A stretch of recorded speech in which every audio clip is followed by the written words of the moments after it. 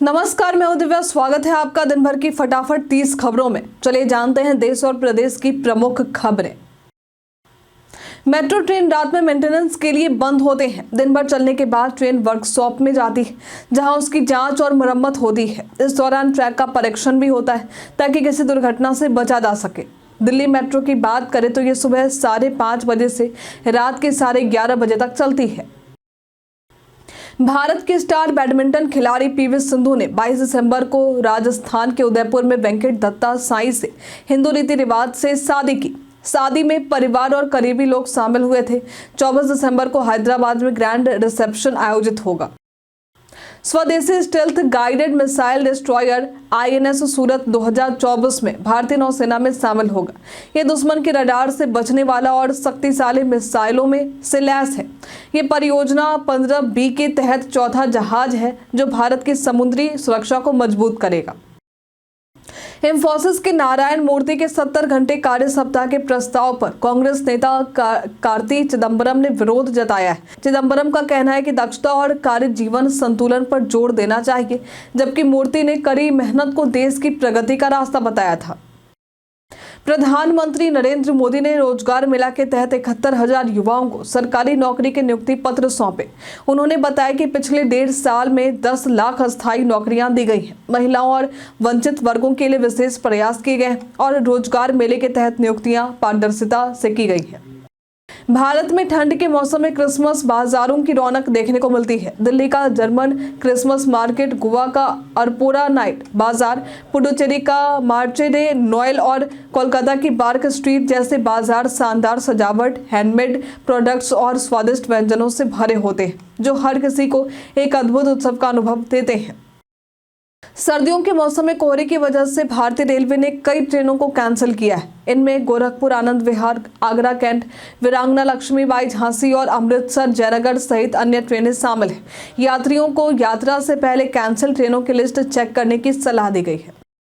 मुख्यमंत्री नीतीश कुमार ने 700 करोड़ की विद्युत परियोजना और 41 विकास योजनाओं का शुभारंभ किया। हालांकि उनकी यात्रा के दौरान स्थानीय महिलाओं ने मुख्यमंत्री से न मिलने पर आक्रोश जताया। महिलाओं का कहना था कि मुख्यमंत्री केवल फोटो खिंचवाने आए थे, जनता से नहीं मिले। एलन मस्क की कंपनी एक्स ने अपने प्रीमियम प्लान्स की कीमतों में 35% तक बढ़ोतरी की है। अब एक्स प्रीमियम प्लस यूजर्स को हर महीने 1,750 रुपए देने होंगे, जो पहले 1,300 रुपए थे। इस बढ़ोतरी के कारण नए फीचर्स, विज्ञापन मुक्त अनुभव और कंटेंट क्रिएटर्स को अधिक लाभ मिलेगा।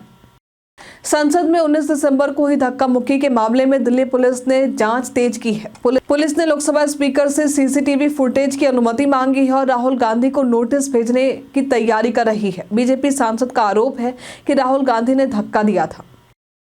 आकाश चोपड़ा ने 2024 के 5 सबसे प्रभावशाली T20 बल्लेबाजों का चयन किया। इसमें रोहित शर्मा पहले, फिल सॉल्ट दूसरे, संजू सैमसन तीसरे, ट्रेविस हेड चौथे और जोस बटलर 5वें स्थान पर रहे। इन बल्लेबाजों ने शानदार प्रदर्शन करते हुए इस साल क्रिकेट के छोटे फॉर्मेट में रिकॉर्ड्स बनाए हैं।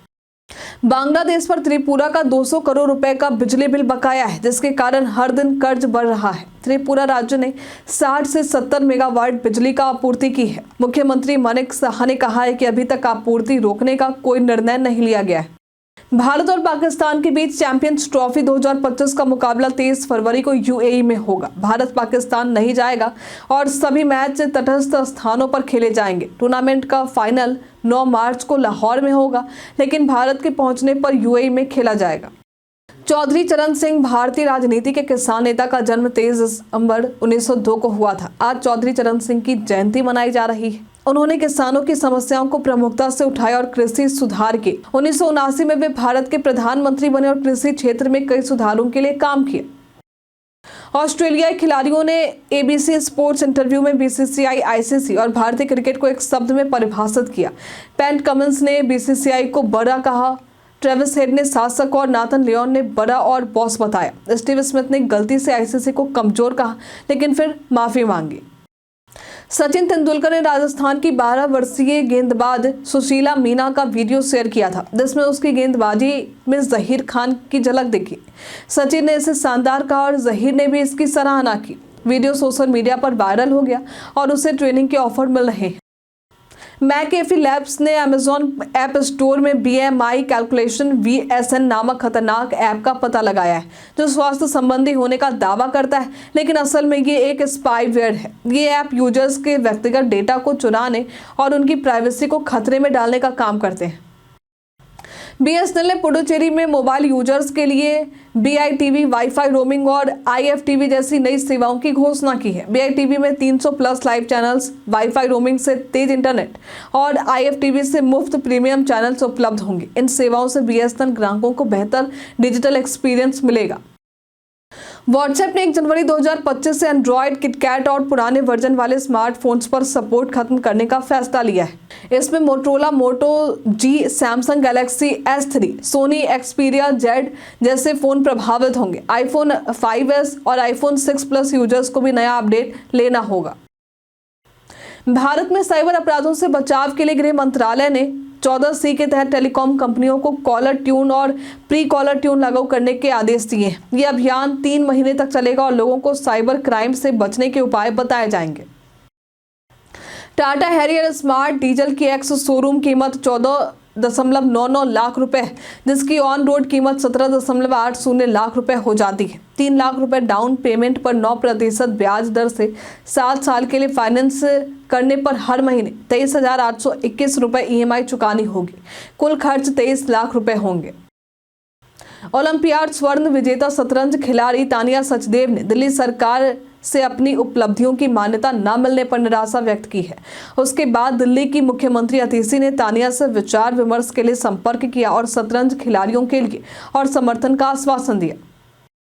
सरकार ने रिटेलर्स पर दाल की कीमतें घटाने के लिए दबाव बनाया है, क्योंकि होलसेल बाजार में दालों की कीमतों में 5 से 20% कमी आई है, लेकिन रिटेल मार्केट में कीमतें जस की तस बनी हुई है। सरकार ने मुनाफाखोरी के आरोप में रिटेलर्स को चेतावनी दी है। कर्मचारी भविष्य निधि संगठन यानी EPFO ने UAN एक्टिवेशन और आधार बैंक अकाउंट लिंकिंग की डेडलाइन 15 जनवरी 2024 तक बढ़ा दी है। ये कदम कर्मचारी भविष्य निधि स्कीम और रोजगार से जुड़ी वित्तीय सहायता प्राप्त करने के लिए जरूरी है। कर्मचारियों को अब ज्यादा समय मिलेगा। FIIs की भारतीय शेयर बाजारों में गतिविधियों में उतार चढ़ाव देखने को मिल रहा है। अक्टूबर में 1.14 लाख करोड़ रुपए की बिकवाली के बाद नवंबर में ये घटकर 46,000 करोड़ रुपए और दिसंबर में 4,100 करोड़ रुपए रह गए। FIIs ने वित्तीय, IT और रियल एस्टेट सेक्टर में खरीदारी की, जबकि FMCG, ऑटो और ऑयल एंड गैस में बिकवाली जारी रखी। मकर संक्रांति पर तिल और गुड़ का सेवन सर्दियों के लिहाज से भी खास महत्व रखता है। ये सर्दी से राहत दिलाने, शरीर को गर्म रखने और धार्मिक रूप से पुण्य की प्राप्ति में मदद करता है। तिल और गुड़ का सेवन स्वास्थ्य लाभ, एकता और भाईचारे का प्रतीक भी है। तिल और गुड़ का सेवन स्वास्थ्य लाभ के लिए भी जरूरी है। IIM सिरमौर जो 2015 में स्थापित हुआ 12वीं पास स्टूडेंट को BMS कोर्स में एडमिशन दे रहा है। ये 4 साल का कोर्स है, जिसमें पर्सनल इंटरव्यू के बाद चयन होता है। टोटल फीस 23.73 लाख रुपए और कोर्स सिलेक्शन में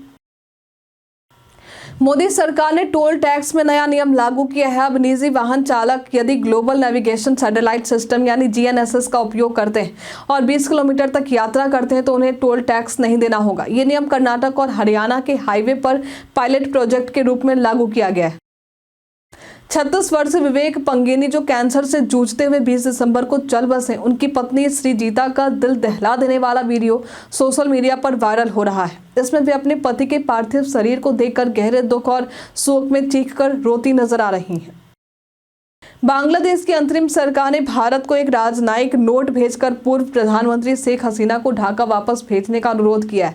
हसीना पर मानवता के खिलाफ अपराध और नरसंहार के आरोप हैं और वे अगस्त 2024 से भारत में निर्वासन में रह रही हैं। आज के लिए इतना ही। आप में से जिन लोगों ने हमें कमेंट किया था उनके नाम है मुकुंद कुमार, मोहम्मद जाकिर हुसैन, रामबाबू दास, संजीव कुमार, रवि मोहन वर्मा, सुनील कुमार, अमित कुमार, मोहम्मद हुसैन, अमरजीत यादव। चलिए बढ़ते हैं आज के सवाल की ओर। आज का सवाल है, क्या आप कभी साइबर ठगी के शिकार हुए हैं? इसका जवाब हमें कमेंट में लिखकर जरूर बताइए। हमारे साथ बने रहने के लिए आपका धन्यवाद।